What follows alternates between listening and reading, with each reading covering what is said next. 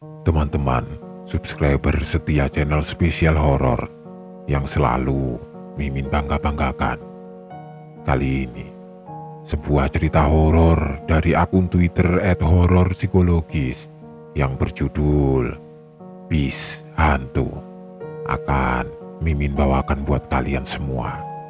Selamat menyimak kalau kalian masih berani. Namaku Ardi, 26 tahun, seorang pekerja kontrak di sebuah perusahaan logistik di kota besar yang penuh debu dan kebisingan.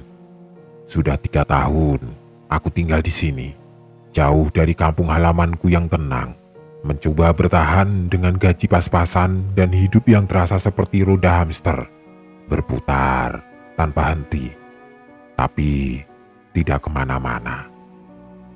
Kontrakanku kecil, berdinding tipis, dan setiap hujan turun, bau saluran got yang menyengat masuk ke dalam ruangan, mengingatkanku bahwa aku belum benar-benar berhasil, seperti yang kuharapkan saat lulus kuliah dulu dengan jurusan teknik mesin yang ternyata tidak terlalu berguna di kota ini. Lebaran adalah satu-satunya waktu yang membuatku bersemangat. Bukan hanya karena aku bisa pulang ke kampung dan bertemu ibu, bapak, dan adikku yang masih SMA, tapi juga karena itu satu-satunya kesempatan untuk melarikan diri dari gudang logistik yang panas, bau oli, dan teriakan mandor yang tidak pernah puas. Tahun ini, seperti biasa, aku memilih mudik dengan bis malam. Tiket kereta sudah habis sebulan yang lalu. Aku terlambat memesan karena sibuk mengejar deadline proyek. Dan pesawat jelas di luar jangkauan dompetku. Bis adalah pilihan terakhir, meski perjalanan panjang itu selalu menguras tenaga. Hari itu, aku berdiri di terminal kota yang ramai.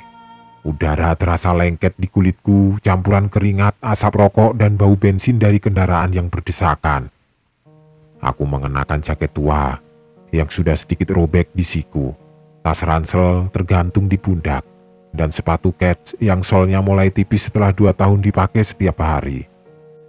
Aku menunggu bis yang kupesan 2 minggu yang lalu tiketnya melalui aplikasi online, bis tua dengan cat biru pudar dan nama perusahaan PO yang tertera di sisinya. Aku memesannya karena harganya yang murah, meski ulasan di aplikasi penuh keluhan tentang kursi yang keras dan AC yang sering mati. Tapi aku tidak peduli. Yang penting, aku bisa pulang. Aku sampai di peron sekitar pukul 6 sore. Matahari masih tergantung rendah di langit, memantulkan cahaya oranye di genangan air sisa hujan tadi siang. Orang-orang berdesakan di sekitarku. Para pemudik sepertiku, membawa tas besar, kardus berisi oleh-oleh, dan anak-anak yang berlarian sambil menangis atau tertawa. Aku memeriksa tiket di ponselku sekali lagi, memastikan nomor bis dan jam keberangkatan. Pukul 7 malam, kursi 17B. Aku menghela nafas, menarik tudung jaketku untuk melindungi kepala dari angin malam yang mulai bertiup. Bis akhirnya datang 5 menit lebih awal dari jadwal. Mesinnya menderu keras saat berhenti di peron. Catnya lebih buruk dari yang aku bayangkan.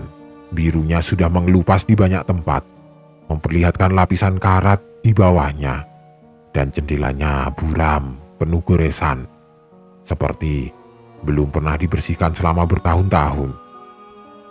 Sopirnya, seorang pria kurus dengan kumis tebal dan topi hitam yang sudah lusuh, turun dari kabin sambil membawa sebatang rokok yang belum dinyalakan. Dia melirik ke arah penumpang dengan tatapan datar, seperti seseorang yang sudah terlalu sering melakukan ini hingga kehilangan semangat. Keneknya, anak muda, bertopi miring, dengan kaos oblong bertuliskan nama band rock yang aku tidak kenal, melompat dari pintu dan berteriak ke arah calo yang berkeliaran di peron. "Ayo, cepat naik, bis mau jalan, kursi tinggal 5, buruan." Aku menaiki tangga bis yang berderit. mencium bau campuran oli dan kain kursi yang lembab. Aku mencari kursi 17B, baris ketiga dari belakang, sisi jendela, dan aku duduk dengan hati-hati, takut kursinya roboh karena terasa goyah saat disentuh.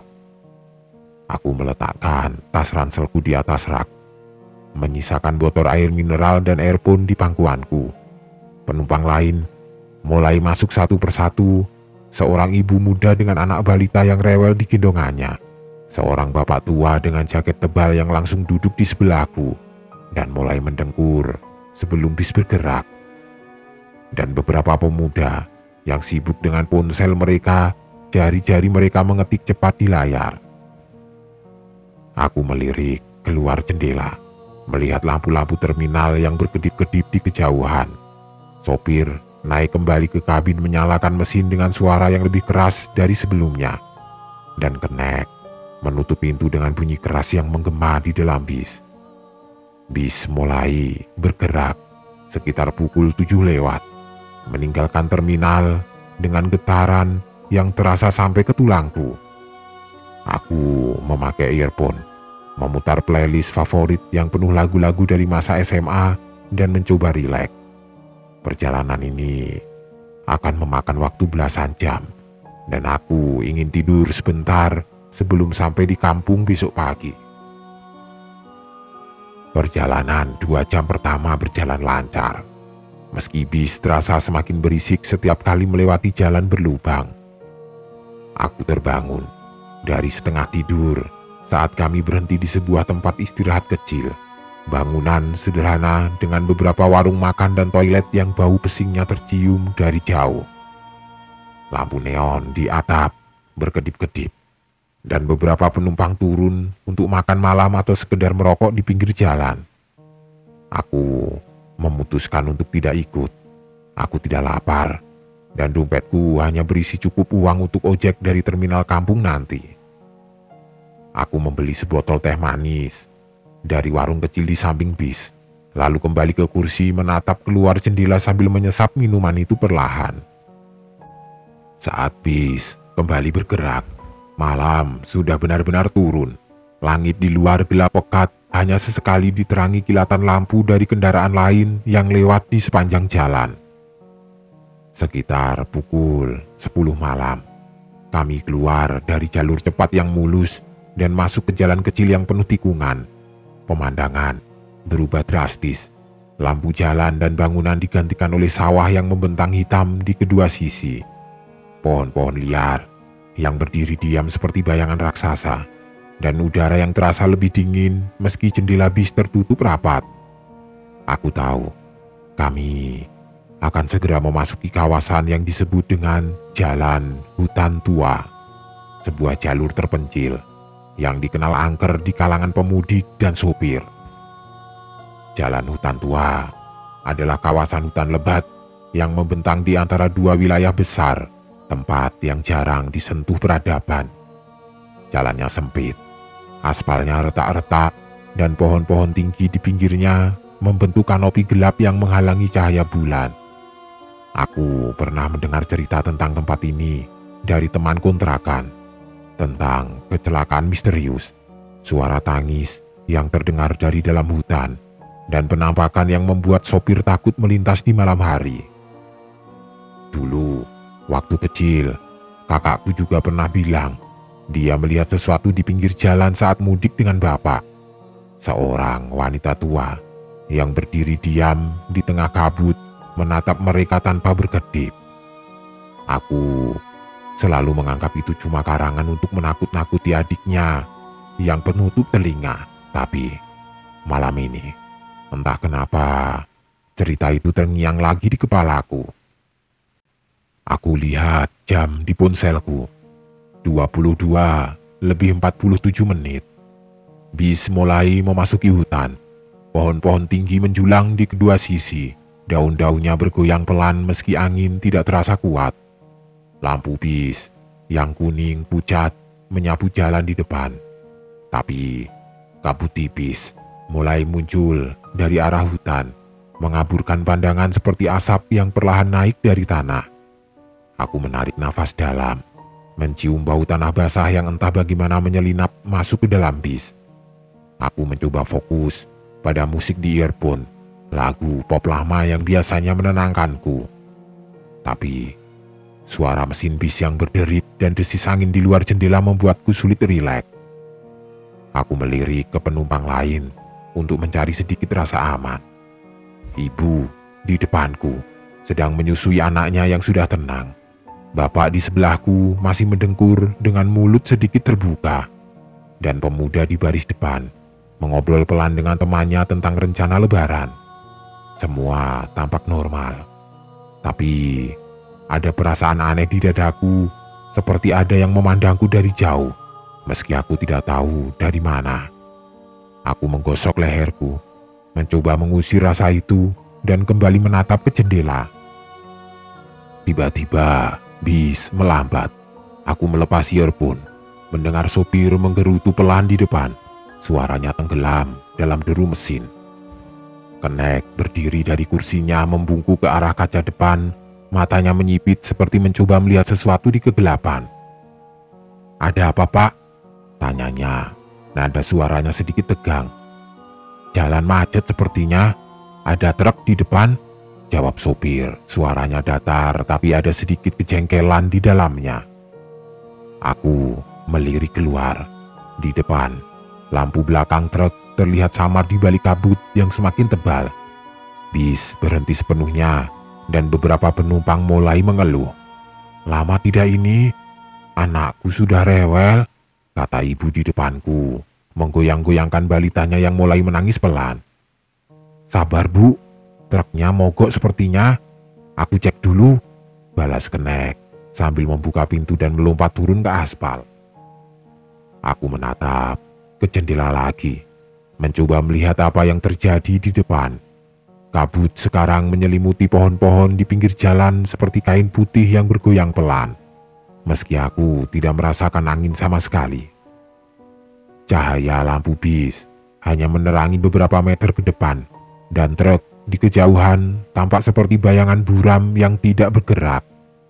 Aku menggosok mata, berpikir mungkin aku terlalu lelah. Tapi saat aku membukanya lagi, aku melihat sesuatu di luar. Bayangan samar berdiri di antara pohon-pohon, tepat di tepi jalan, tidak jauh dari tempat bis berhenti. Bayangan itu tinggi, kurus, dengan tangan yang terjuntai panjang sampai hampir menyentuh tanah. Wajahnya tidak terlihat, hanya siluet hitam yang berdiri diam di tengah kabut, seperti patung yang diletakkan sembarangan di hutan. Aku membuku, nafasku tertahan di tenggorokan. Jantungku mulai berdegup lebih cepat dari biasanya. Aku mencoba meyakinkan diri bahwa itu cuma pohon, mungkin cabang yang bengkok atau tiang tua yang terdistorsi oleh kabut dan cahaya lampu. Tapi saat aku berkedip, bayangan itu bergerak pelan seperti meluncur di atas tanah mendekati jalan tanpa suara. Aku tersentak, hampir menjatuhkan botol air di pangkuanku. Aku menoleh ke penumpang di sekitarku berharap ada yang melihatnya juga, tapi tidak ada tanda-tanda mereka sadar. Ibu di depanku masih sibuk menenangkan anaknya, menggumamkan lagu pengantar tidur dengan suara pelan. Bapak di sebelahku mendengkur lebih keras sekarang. Kepalanya bergoyang setiap kali bis bergetar. Pemuda di baris depan tertawa kecil, menunjukkan sesuatu di layar ponselnya kepada temannya. Mereka semua tampak tidak terganggu, seperti dunia di luar jendela tidak ada hubungannya dengan mereka. Aku menatap keluar lagi. Tanganku memegang erat botol air sampai plastiknya berderit. Bayangan itu sudah lebih dekat. Sekarang berdiri di pinggir aspal tepat di bawah sorot lampu bis yang kuning pucat.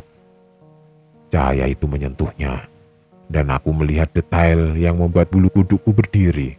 Wajahnya pucat, seperti kain basah yang diremas, dengan dua lubang hitam besar di tempat matanya seharusnya ada. Mulutnya tertutup, tapi ada garis tipis yang melengkung ke bawah seperti senyum yang dipahat dengan tergesa-gesa.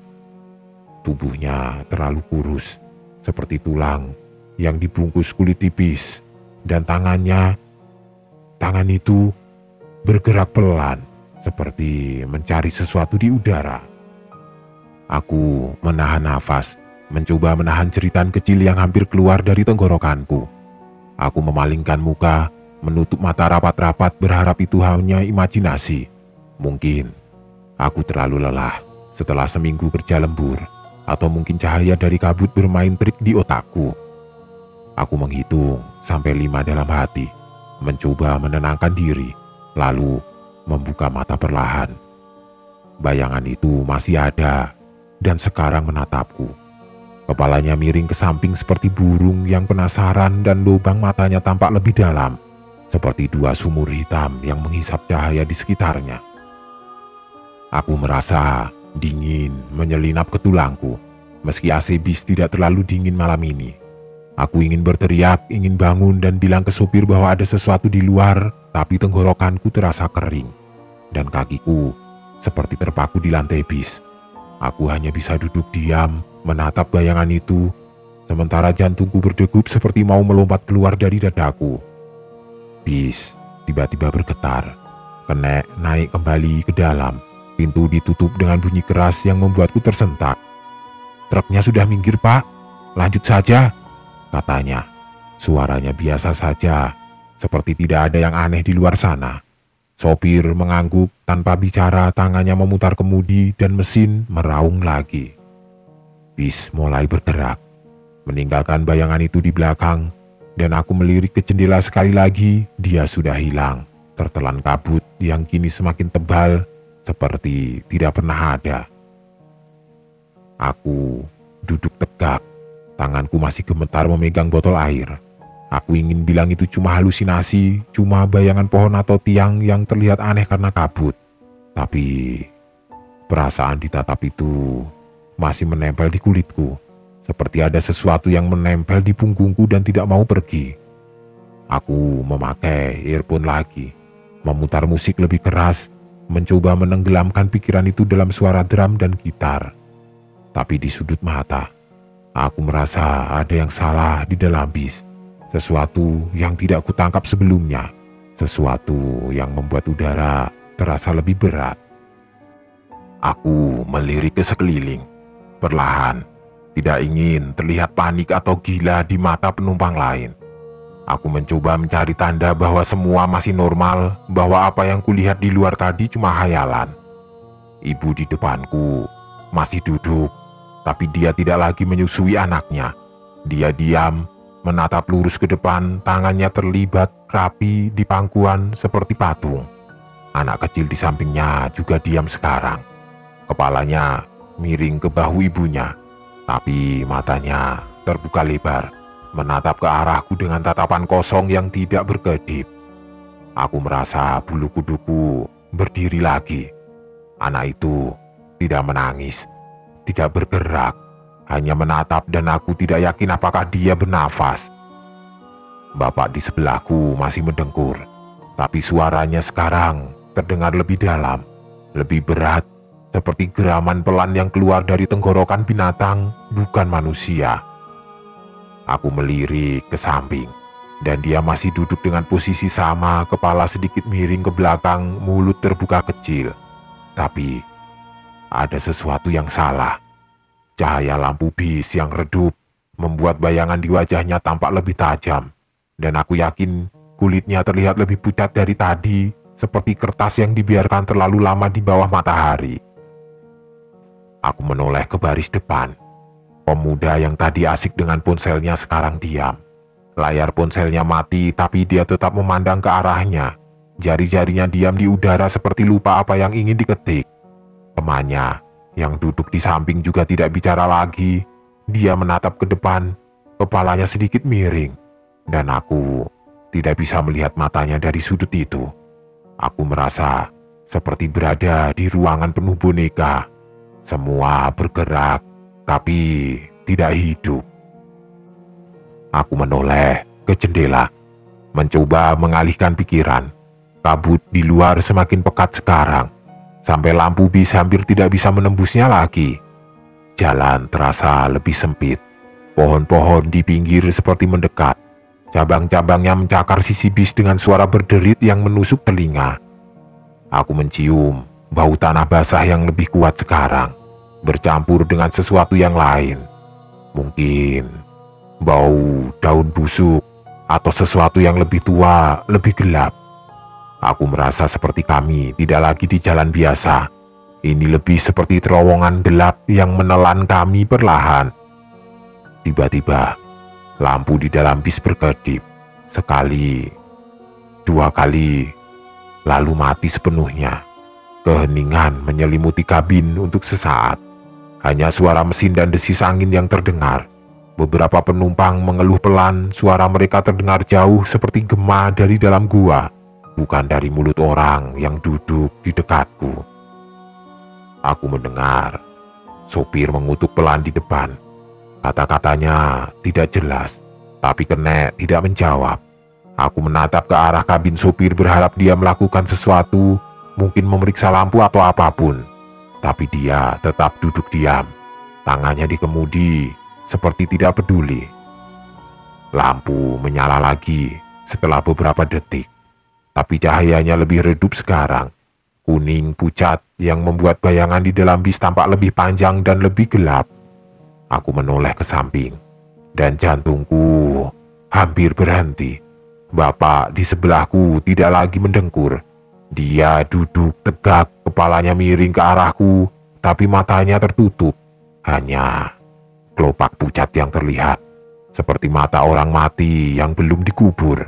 Mulutnya terbuka sedikit, dan dari dalamnya keluar suara desis pelan seperti angin yang bocor dari pipa tua. Aku mundur ke jendela, mencoba menjauh, tapi kursi terasa dingin dan basah di bawahku, seperti ada air yang merembes dari bawah.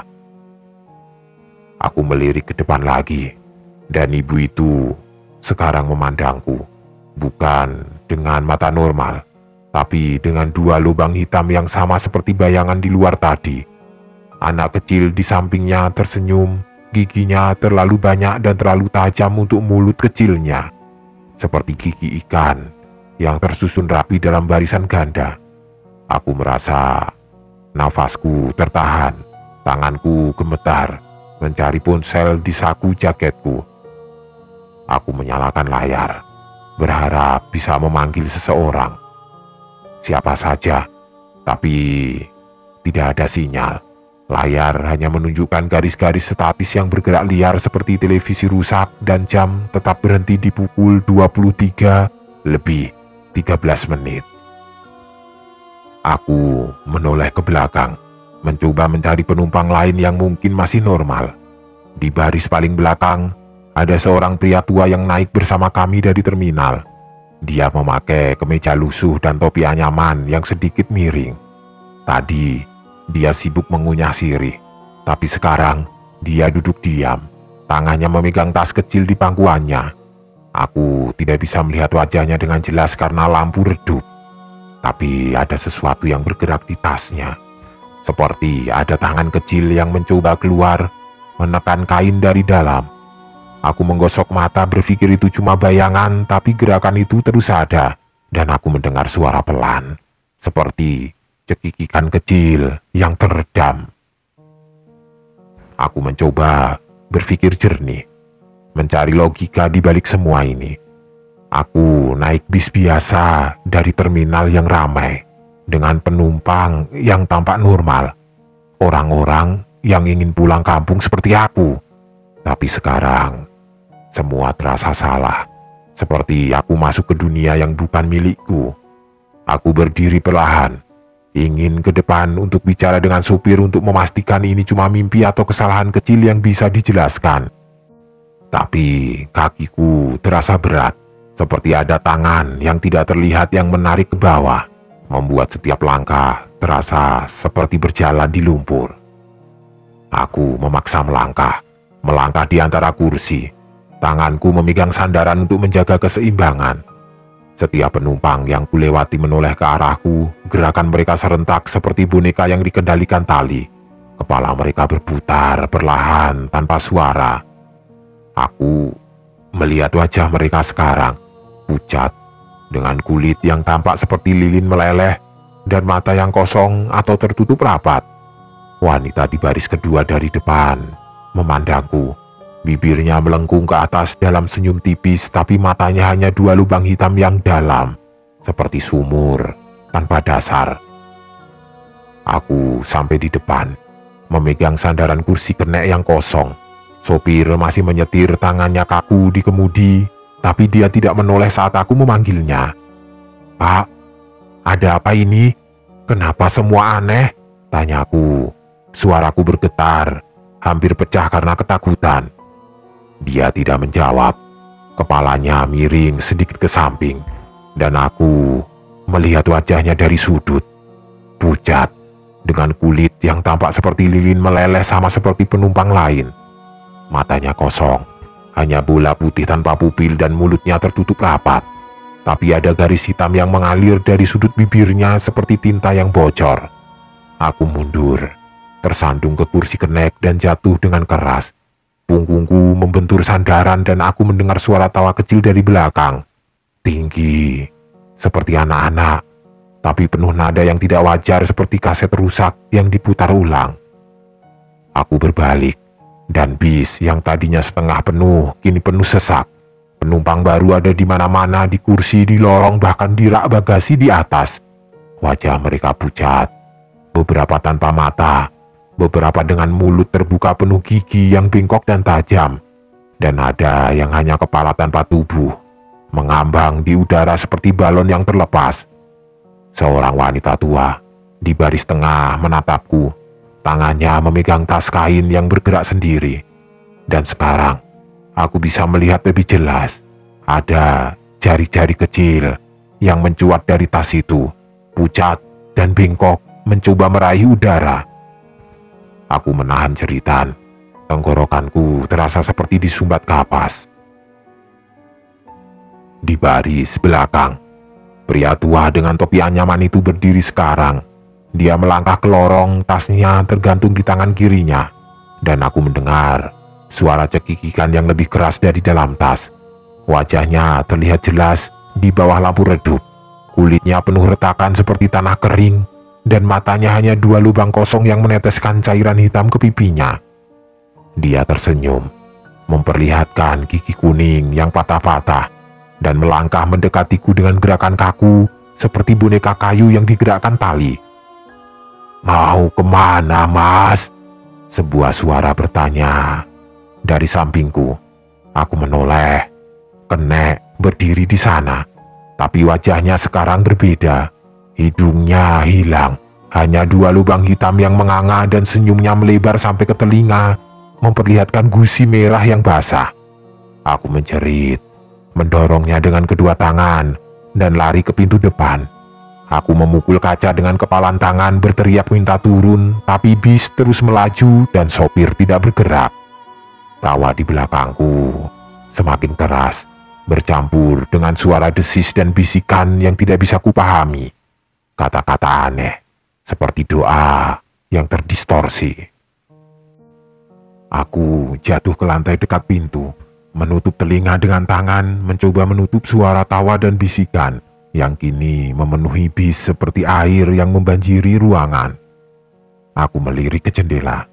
Kabut masih tebal, tapi aku bisa melihat pohon-pohon di luar bergerak. Cabang-cabangnya seperti tangan yang mencoba masuk, mencakar kaca dengan suara berderit yang menusuk telinga. Aku merasa waktu berhenti. Jam di ponselku berhenti di 23:13 menit, dan jarum detik tidak bergerak sama sekali. Seperti dunia di luar dan di dalam bis membeku dalam satu momen mengerikan. Aku mendengar langkah kaki mendekat dari belakang, pelan tapi pasti, seperti seseorang yang tidak terburu-buru karena tahu aku tidak bisa lari. Aku menoleh, dan anak kecil dari baris depan berdiri di lorong tersenyum padaku. Rambutnya basah, meneteskan air hitam ke lantai yang membentuk genangan kecil di sekitar kakinya. Matanya sekarang benar-benar hilang, hanya rongga kosong yang menganga, tapi senyumnya melebar. Giginya tampak lebih panjang dan lebih tajam dari tadi. "Mas takut ya?" katanya. Suaranya seperti campuran banyak suara sekaligus. Tinggi, rendah, tua, muda, bercampur jadi satu harmoni yang mengerikan. Aku menggeleng cepat, mundur sampai punggungku menempel ke pintu. Tapi dia melangkah lebih dekat, tangannya terulur ke arahku. Jari-jarinya pucat dan bengkok, seperti cakar kecil yang terlalu panjang untuk tubuhnya. Aku menutup mata, berdoa dalam hati agar ini cuma mimpi, agar aku terbangun di kontrakan kecilku, mendengar suara tetangga bertengkar seperti biasa, bukan di bis ini, bukan di hutan ini. Tapi suara langkahnya semakin dekat, dan aku merasa dingin menyentuh kakiku seperti air genangan itu merayap ke sepatuku. Bis tiba-tiba berhenti keras, membuatku terlempar ke depan dan membentur pintu dengan pundakku. Pintu terbuka dengan sendirinya, dan udara dingin menyelinap masuk, membawa bau tanah basah yang kuat, bercampur dengan sesuatu yang busuk, seperti daging yang dibiarkan terlalu lama di bawah matahari. Aku tidak berpikir lagi. Aku melompat turun tanpa ragu, mendarat di aspal yang licin dan dingin. Kakiku gemetar, tapi aku bangkit cepat, berbalik untuk melihat bis. Pintu menutup dengan bunyi keras, dan sebelum aku bisa berkedip, bis itu hilang, tertelan kabut tanpa suara, tanpa jejak, seperti tidak pernah ada. Aku berdiri di tengah jalan, sendirian. Nafasku tersengal. Kabut menyelimutiku seperti selimut basah, tebal dan berat, menekan dadaku sampai aku sulit bernafas normal. Aku merogoh saku, mengeluarkan ponselku dan menyalakan senter dengan tangan gemetar. Cahayanya lemah, hanya menerangi beberapa meter di depanku, tapi cukup untuk memperlihatkan aspal retak dan pohon-pohon tinggi yang berdiri di kedua sisi. Aku mencoba menenangkan diri, berpikir mungkin aku bisa berjalan sampai menemukan bantuan, truk lain, mobil, apa saja. Tapi langkah pertamaku terasa salah, seperti jalan ini tidak benar-benar ada. Aku mulai berjalan. Senter ponselku di tangan kanan, tangan kiri memegang jaketku erat-erat untuk melawan dingin yang semakin menusuk. Kabut begitu tebal, sampai aku tidak bisa melihat lebih dari 5 langkah ke depan, dan suara sepatuku di aspal terdengar terlalu keras di keheningan malam. Pohon-pohon di sekitar tampak lebih tinggi sekarang. Cabang-cabangnya bergetar pelan meski tidak ada angin yang kurasakan. Daun-daunnya hitam, di bawah cahaya senter seperti dilapisi tinta, dan aku mendengar suara samar, seperti desis atau nafas panjang yang keluar dari dalam hutan. Aku berhenti sejenak, mencoba mendengarkan lebih saksama. Suara itu ada lagi, pelan, seperti hembusan angin yang bercampur dengan bisikan. Tapi aku tidak bisa menangkap kata-katanya. Aku menoleh ke kanan, ke arah pohon-pohon, dan senterku menyapu kabut di sana. Untuk sesaat, aku yakin aku melihat sesuatu bergerak, bayangan kecil cepat seperti anak-anak yang berlari di antara pepohonan. Aku mengarahkan cahaya ke arah itu, tapi tidak ada apa-apa selain kabut dan batang pohon yang bengkok.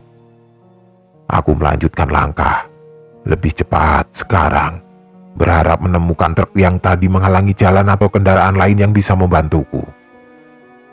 Tapi setiap beberapa langkah, aku merasa seperti berputar di tempat pohon-pohon yang sama muncul lagi dan lagi. Bentuknya tidak berubah, seperti aku terjebak dalam lingkaran yang tidak terlihat. Aku mengecek ponselku, masih tidak ada sinyal, dan jam tetap menunjukkan 23:13 menit. Meski aku yakin, aku tadi sudah berjalan setidaknya 10 menit. Aku mulai panik, nafasku cepat dan pendek, dan aku berteriak ke kegelapan dengan suara yang serak. "Ada orang tidak di sini?" Tolong aku." Tidak ada jawaban. Hanya gema suaraku sendiri yang memantul kembali, terdistorsi oleh kabut menjadi sesuatu yang lebih dalam, lebih tua. Lalu aku mendengar tawa. Jauh, tapi jelas, datang dari dalam hutan di sisi kiri. Tawanya tinggi seperti anak kecil, tapi ada nada lain di dalamnya, kasar, seperti suara orang tua yang batuk. Aku berbalik, mengarahkan senter ke arah suara dan cahayanya menangkap sesuatu. Bayangan tinggi dari awal perjalanan, berdiri di tengah jalan, tangannya terulur panjang ke arahku seperti tali yang siap mencengkeram. Aku menjerit, lari ke arah berlawanan. Sepatuku tergelincir di aspal basah. Aku tidak peduli kemana. Aku hanya ingin menjauh dari bayangan itu, dari suara itu, dari hutan ini. Nafasku memburu. Paru-paruku terasa seperti terbakar. Tapi aku terus berlari.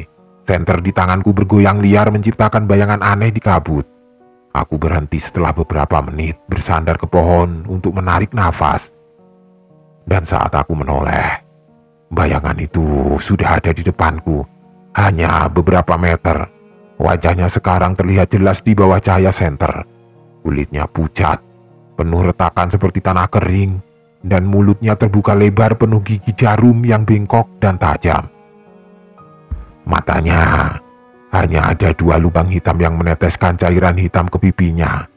Dan tangan itu bergerak mendekat, jari-jarinya panjang dan bengkok seperti cakar. Aku menjerit lagi, tersandung ke belakang dan jatuh ke tanah. Senterku jatuh dan berguling ke sisi jalan. Bayangan itu melayang mendekat tanpa suara, dan aku mendengar suara berderit dari pohon-pohon seperti mereka ikut bergerak. Cabang-cabangnya merunduk ke arahku seperti tangan raksasa yang siap merenggut. Aku menutup mata, menyerah. Tubuhku gemetar di tanah basah. Tapi tiba-tiba ada suara klakson keras di kejauhan memecah keheningan malam seperti pisau. Aku membuka mata. Bayangan itu hilang, dan lampu terang menyapu kabut di depanku, memotong kegelapan menjadi 2. Sebuah truk besar muncul dari kabut. Lampunya membutakan mataku untuk sesaat sebelum berhenti beberapa meter dariku. Sopirnya, seorang pria bertubuh tegap dengan jaket lusuh, melompat turun dari kabin dan berlari ke arahku. Wajahnya penuh kebingungan dan kekhawatiran. "Mas, ngapain berdiri di tengah jalan? Bahaya sekali. Jatuh dari mana kamu?" katanya. Tangannya memegang lenganku untuk membantu aku berdiri. Aku gemetar, tidak bisa bicara dengan jelas, hanya menunjuk ke arah hutan dengan tangan yang bergetar. Bis saya hilang. Ada sesuatu di sana," kataku akhirnya. Suaraku serak dan terputus-putus.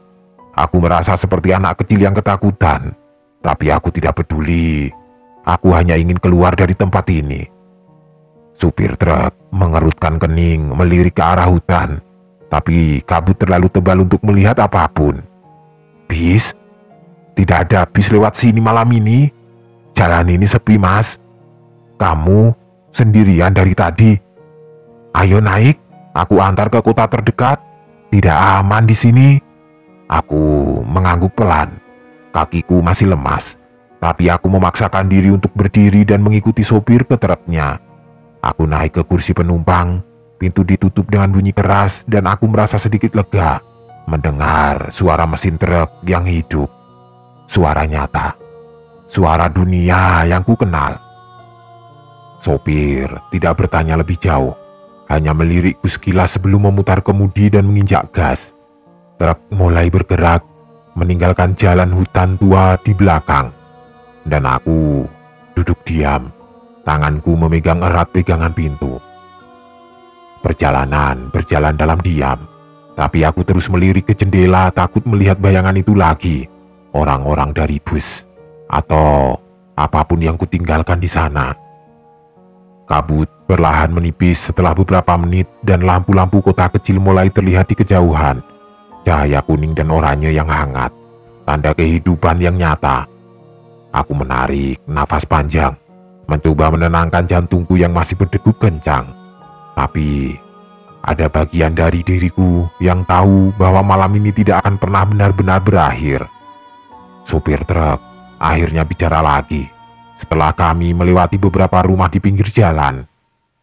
"Kamu dari mana, Mas? Kok bisa sendirian di tengah hutan gitu? Untung tadi aku lihat. Biasanya jarang ada yang masuk jalur ini malam-malam." Aku menatapnya, mencoba merangkai kata-kata.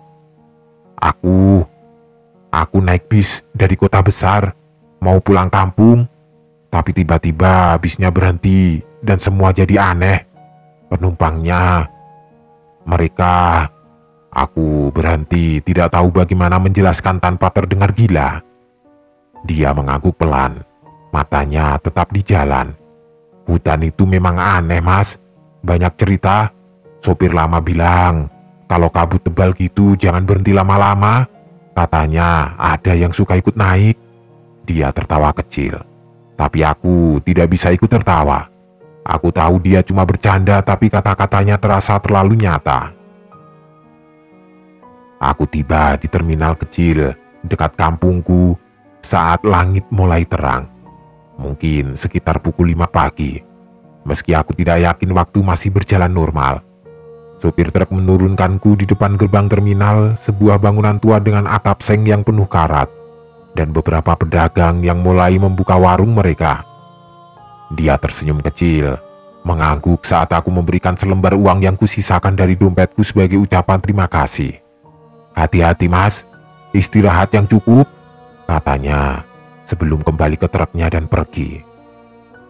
Aku berdiri di sana sebentar, menatap terminal yang sepi. Hanya ada beberapa penumpang yang duduk di bangku kayu menunggu bis pagi dan seorang pedagang kopi yang sibuk menyalakan kompor kecilnya. Aku merasa seperti baru keluar dari mimpi buruk, tapi tubuhku masih gemetar dan jaketku basah oleh keringat dan kabut dari hutan. Aku naik ojek dari terminal ke kampung, perjalanan 20 menit yang terasa seperti seumur hidup karena aku terus melirik ke belakang, takut melihat sesuatu di pinggir jalan. Saat aku sampai di rumah orang tuaku, matahari baru saja muncul di ufuk timur, mewarnai langit dengan garis-garis merah muda dan oranye. Rumah itu masih sama seperti yang aku ingat. Bangunan sederhana, dengan dinding bata merah dan halaman kecil yang penuh tanaman ibu. Aku mengetuk pintu dan ibu membukanya dengan wajah penuh kejutan yang cepat berubah jadi senyum. Dia memelukku erat. Tapi saat dia mundur aku melihat kerutan di dahinya. "Ardi, kok pucat begitu? Sakit apa di kota? Urusan lagi?" katanya. Tangannya memegang pipiku seperti aku masih anak kecil. Aku menggeleng, mencoba tersenyum meski bibirku terasa kaku. "Cuma capek, Bu. Perjalanan jauh sekali," kataku. Suaraku pelan, hampir seperti bisikan. Aku tidak cerita apa-apa. Takut mereka tidak percaya. Takut aku sendiri tidak mau mengingat apa yang terjadi malam itu. Ibu mengangguk meski matanya masih penuh kekhawatiran dan mengajakku masuk. Aku melepas sepatu, masuk ke ruang tamu yang penuh bau masakan lebaran, ketupat, opor ayam, dan sambal goreng yang sudah dipersiapkan ibu sejak kemarin. Aku duduk di sofa tua di ruang tamu, menatap televisi yang menyiarkan acara musik pagi. Tapi pikiranku terus kembali ke hutan itu, ke bis, ke penumpang, ke bayangan yang menatapku dengan lubang matanya yang kosong. Aku merasa lelah, seperti ada bagian dari diriku yang tertinggal di sana, dan aku tidak tahu bagaimana mengambilnya kembali. Ibu membawakan segelas teh panas, meletakkannya di meja kecil di depanku. "Mandi dulu, Ardi, terus istirahat, wajahmu tidak enak sekali dilihat," katanya. Nadanya lembut tapi penuh perintah. Aku mengangguk, menyeruput teh itu perlahan, tapi rasanya hambar di lidahku. Aku mandi dengan air dingin dari bak di kamar mandi belakang, berharap itu bisa mencuci rasa takut yang masih menempel di kulitku. Tapi air itu malah terasa seperti kabut, dingin, berat, dan menyeramkan. Aku masuk ke kamar lamaku, tempat tidur kayu dengan kasur tipis yang sudah aku gunakan sejak kecil dan berbaring tanpa ganti baju. Aku tidur sepanjang hari, tapi mimpi buruk datang lagi. Bis tua itu, penumpang tanpa mata, bayangan di hutan, dan suara tawa yang terngiang di telingaku seperti kaset yang tidak bisa dimatikan. Aku terbangun penuh keringat di sore hari. Matahari sudah condong ke barat dan aku mendengar suara ibu memanggil dari dapur. "Ardi, bangun, makan dulu, sudah sore." Aku duduk di tepi kasur, menatap lantai kayu yang penuh goresan dan menyadari bahwa tanganku masih gemetar.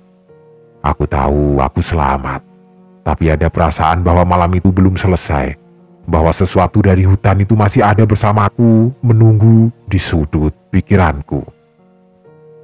Lebaran berlalu dengan cepat di kampung, tapi aku merasa seperti orang asing di tengah keluargaku sendiri. Hari-hari diisi dengan kunjungan ke rumah tetangga, makan ketupat dan rendang, dan tawa adikku yang bercerita tentang sekolahnya. Aku mencoba ikut tersenyum, mencoba menikmati momen itu. Tapi setiap kali aku diam, pikiranku kembali ke jalan hutan tua, ke wajah-wajah pucat itu, ke suara tawa yang tidak manusiawi, ke bayangan yang menatapku dengan lubang kosong di wajahnya. Malam-malam di kampung terasa lebih gelap dari biasanya. Aku tidur dengan lampu menyala, takut kegelapan membawa sesuatu dari hutan itu ke kamarku. Kadang, saat aku berdiri di depan cermin kecil di dinding, cermin tua dengan bingkai kayu yang sudah retak, aku merasa melihat bayangan samar di belakangku. Tinggi, kurus, dengan tangan terlalu panjang yang tergantung di sisinya.